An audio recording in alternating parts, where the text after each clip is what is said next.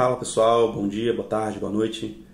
Eu sou o professor Inácio e hoje eu estou aqui, para poder dar aqui essa aula sobre proteínas, tá? Sobre essa macromolécula que ela desempenha importantíssimas funções em diferentes organismos, tanto em vírus como em bactérias, fungos, plantas, animais. Então, partindo aqui de organismos mais simples, procariotos até eucariotos, de unicelulares até pluricelulares. Então, proteínas são macromoléculas que elas estão ali, o tempo todo desempenhando uma função biológica e ajudando, auxiliando em diferentes níveis de funções fisiológicas, nível celular, nível molecular, nível bioquímico, enfim, estão ali, o tempo todo desempenhando uma função para o organismo a qual ela está inserida, tá bom? Então, a nossa aula de hoje nós vamos falar sobre as proteínas e sobre os fundamentos genéticos e moleculares da célula, tá? Separei essa aula aqui em 4 tópicos, na qual vamos falar sobre como que surgem as proteínas, a composição, estrutura e desnaturação, tá? Eu espero que ao final da aula a gente consiga compreender esses mecanismos, e ter um entendimento satisfatório sobre a importância de cada um deles, sobretudo, da correlação entre a estrutura, o arranjo da proteína e a manutenção da sua atividade biológica, tá? Então, iniciando aqui a nossa aula, como surgem as proteínas, tá? Proteínas, elas surgem a partir da síntese proteica, tá? Que vai descrever os mecanismos bioquímicos e moleculares que vão estar envolvidos na produção, na síntese da proteína, tá? E para que isso ocorra, é necessário a participação de 2 etapas. Que etapas são essas, professor? Transcrição e tradução. Tenho certeza que em algum momento você já ouviu falar sobre esses termos, O que são essas etapas de transcrição e tradução? Transcrição é a transformação de uma molécula dupla fita de DNA para uma molécula de fita simples de RNA, tá? Desculpa. Lembrando que toda informação, toda proteína, tá? Ela está codificada no código genético, ou seja, toda informação que vai ser utilizada na síntese de uma proteína, ela está armazenada nos nucleotídeos do código genético do DNA, tá bom? Toda a nossa proteína tem informação que está contida onde? No DNA. Proteína do olho, do cabelo, de vias bioquímicas, metabólicas, catabólicas, enfim, não importa. Todas as proteínas são sintetizadas a partir de informações contidas no DNA. Só que para chegar do DNA até a proteína, ela precisa passar pela etapa do RNA. E justamente a transformação da fita de DNA em RNA é chamada de transcrição. Onde ocorre isso? No núcleo da célula, realizado por quem? Pela enzima, que também é uma proteína, tá? Aqui entre parênteses, chamada RNA polimerase, tá bom? Uma vez que eu tenho a formação da minha fita simples de RNA, agora eu tenho a minha segunda etapa, que é a tradução. O que a tradução faz? Ela vai utilizar as informações que estão no molde de RNA e traduzir para proteína, ou seja, vai transformar aquela linguagem de nucleotídeos do RNA em aminoácidos, tá bom? Formando então uma cadeia polipeptídica. Por que polipeptídica? Porque ela forma vários peptídeos, tá bom? As proteínas, elas são compostas por diferentes peptídeos, tá? E essas informações estão codificadas na fita simples de RNA. Onde ocorre? No citoplasma. Por quem? Pelos ribossomos, tá bom? Então nós temos aqui, a via de síntese proteica do DNA até a proteína, passando aqui pela molécula de RNA, tá? Isso daqui, é o dogma central da biologia molecular, tá? É a passagem do DNA para RNA para a proteína.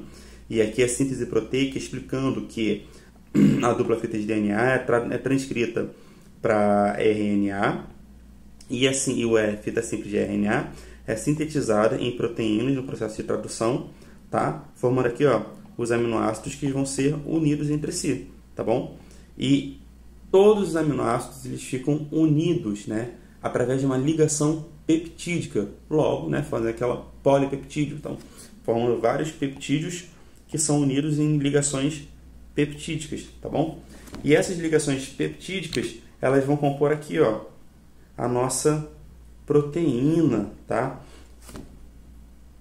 A proteína ela é uma macromolécula composta por aminoácidos, ou seja, aminoácidos eles são a menor parte estrutural de uma proteína, tá? A proteína ela é composta por vários aminoácidos, tá? E esses aminoácidos são unidos entre si por ligações peptídicas. Todos os aminoácidos eles apresentam um conjunto de características em comum, tá? Isso estruturalmente falando. Como é que é essa estrutura comum de todos os aminoácidos? Ela apresenta um carbono central, um grupamento amino, um grupamento carboxilo, um hidrogênio e um radical, tá bom? Lembrando, o carbono central, né, o carbono, ele é uma molécula capaz de fazer 4 ligações químicas, e são justamente com esses 4 grupos que ele vai fazer a sua ligação, tá? Aqui eu já peço desculpas, né, porque o correto seria expressar, né, escrever o 2, né, que dá valência do 2 e do 3 mais e do menos, né, em sobrescrito, porém, né, esse aplicativo aqui ele não permite fazer esse tipo de edição, tá? Mas estejam cientes que o 2, o 3 mais e o menos é aqui em cima, ó, sobrescrito, tá bom? Como que então é essa estrutura básica dos aminoácidos? Olha só, aqui eu tenho uma representação básica de todos os aminoácidos.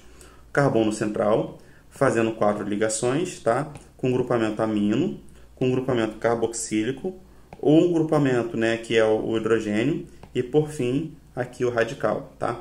Grupamento amino, aqui representado por NH2, tá? Grupamento carboxílico, COO, H, tá bom? E o radical é justamente o que vai trazer a definição, a nomenclatura, as propriedades físico-químicas de cada aminoácido, tá bom? Ao todo, temos 20 aminoácidos que são codificados nos seres vivos. E esses 20 aminoácidos, consequentemente, apresentam radicais diferentes. Então, olha só, esses radicais também podem ser chamados aqui, ó, de cadeia lateral, tá bom? Então, ó, inicialmente temos 2 grandes grupos de aminoácidos polares e aminoácidos apolares.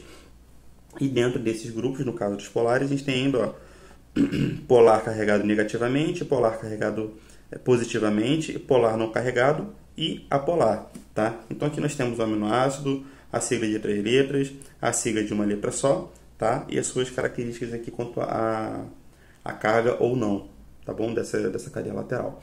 Então, esses aminoácidos eles são unidos entre si através de ligações peptídicas. Como que acontecem essas ligações peptídicas? Olha só, aqui é a ligação peptídica. Então aqui eu tenho um aminoácido ligado com outro aminoácido. Como que isso acontece? Ó, o aminoácido 1 e o aminoácido 2.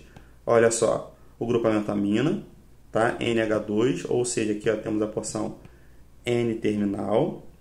Temos aqui ó, o carbono central, o hidrogênio, que aqui é o do hidrogênio do radical, e aqui é o hidrogênio, né, da estrutura básica, e ó, COOH. Ou seja, temos aqui ó, o grupamento carboxílico, o grupamento aqui ó, carboxílico, C-terminal, tá bom? E a ligação peptídica é feita através de uma síntese de desidratação. Por que desidratação, professor? Simples, porque ela perde uma molécula de água. Professor, de onde que vem essa molécula de água? Olha só, ligação aqui ó, do grupamento carboxílico. Esse COOH, essa hidroxila, ela interage com esse hidrogênio do grupamento amina, do aminoácido subsequente, e ó, um hidrogênio encontrou uma hidroxila, nós temos aqui ó, H2O. Perdeu o quê? Uma molécula de água, síntese por desidratação, tá bom? E aí nós temos aqui a formação, né, quando vai juntando um com o outro, então esse OH interage com o H de um outro aminoácido, aí esse H, né, tá com o nitrogênio, o hidrogênio, e assim vai fazendo toda a nossa ligação peptídica dos aminoácidos, tá bom? Formando essa longa cadeia e dando a característica a formação da proteína de interesse. Então temos aqui o seguinte, né, que as proteínas são compostas por aminoácidos. Vimos como que é a estrutura básica desses aminoácidos. E agora vamos falar sobre a estrutura das proteínas, tá? Proteínas que são estruturadas em 4 níveis diferentes. Quais são? Estrutura primária, secundária, terciária e quaternária. Também tenho certeza que você já ouviu falar sobre isso em algum momento da sua vida, tá? A estrutura primária é a sequência linear apenas dos resíduos de aminoácidos. A estrutura secundária são estruturas de alfa-hélice e folha beta. A estrutura terciária é o arranjo tridimensional.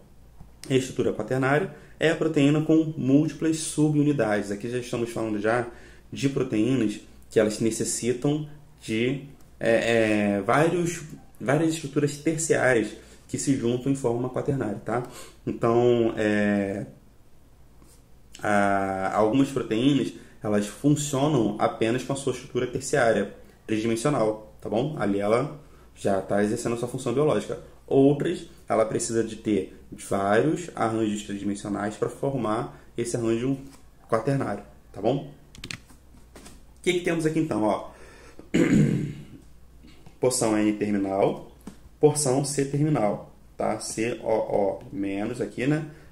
NH3 mais, ótimo, carbono central, aqui CCO, C-O do grupamento carboxílico, esse NH do grupamento amina, e assim vai. O que está aqui destacado com cores são o quê? São as cadeias laterais, os radicais, tá? E aí, ó, formando aqui os sendo unidos por ligações peptídicas, temos essa sequência primária, tá? No caso de metionina, aspartato, ou ácido aspartático, leucina, tirosina, enfim, compondo aqui a nossa estrutura primária. Aí a gente começa a ter interações entre as cadeias laterais entre os próprios aminoácidos. E aí, ó, olha só como é que já forma aqui, ó, nossa estrutura secundária, ó, formando aqui a alfa-hélice, formando aqui, ó, folha beta, tá? Que já são estruturas conformacionais que elas ocorrem através das interações entre os próprios aminoácidos. A junção, né, dessas estruturas como um todo, ela forma a estrutura terciária, tá? Que aqui, ó, estrutura completa, tridimensional, tá bom? Então aqui a gente tem, ó, alfa-hélice, né? E formando aqui, por exemplo, no nosso exemplo lúdico aqui, essa estrutura terciária, podendo então ser uma proteína já pronta, né, enovelada, a sua estrutura conformacional completa para poder desempenhar a sua função biológica. Entretanto, como eu falei, algumas outras podem necessitar do que? Da junção com várias outras subunidades. Então temos aqui, ó, cada uma de uma cor. Subunidade verde, a laranja, amarela e azul, tá? Elas são sintetizadas individualmente, formando aqui, ó, cada uma a sua subunidade, né? E quando junta todas elas, forma esse arranjo quaternário, para que assim ela consiga desempenhar a sua função. Então veja, ela precisa estar na sua conformação tridimensional para realizar a sua função. Caso ela não esteja, ela perde a sua função, né?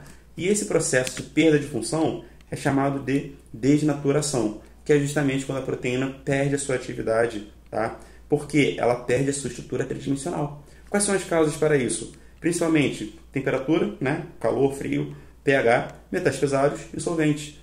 Tá? Esses quatro principais fatores eles vão desfazer as ligações, as interações que acontecem a nível ali da estrutura secundária, né? Aqui essa parte que está em amarelo vai desfazendo essas interações, né? E aí a proteína vai perdendo o seu arranjo tridimensional. Então olha só, a proteína é enovelada, toda bonitinha, olha só, folha beta, aqui ó, folha beta, aqui a alfa-hélice, tá? Sua estrutura tridimensional toda bonitinha, mas ela sofreu um processo de desnaturação.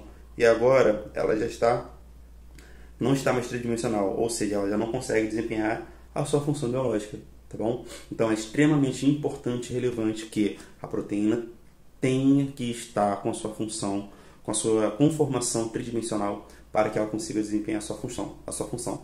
Caso contrário, ela sofre a desnaturação e perde a sua atividade. Tá? É isso, pessoal.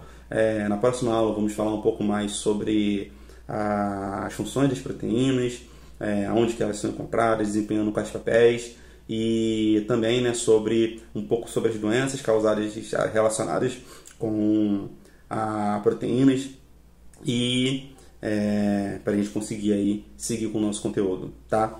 Utilizei como referência bibliográfica esses dois livros, Biologia Molecular da Célula e Princípios de Bioquímica de Leininger. Tá? Esses livros são ótimos, podem ser bastante explorados para os estudos aí durante as nossas aulas com esses tópicos de biologia celular molecular e também de bioquímica.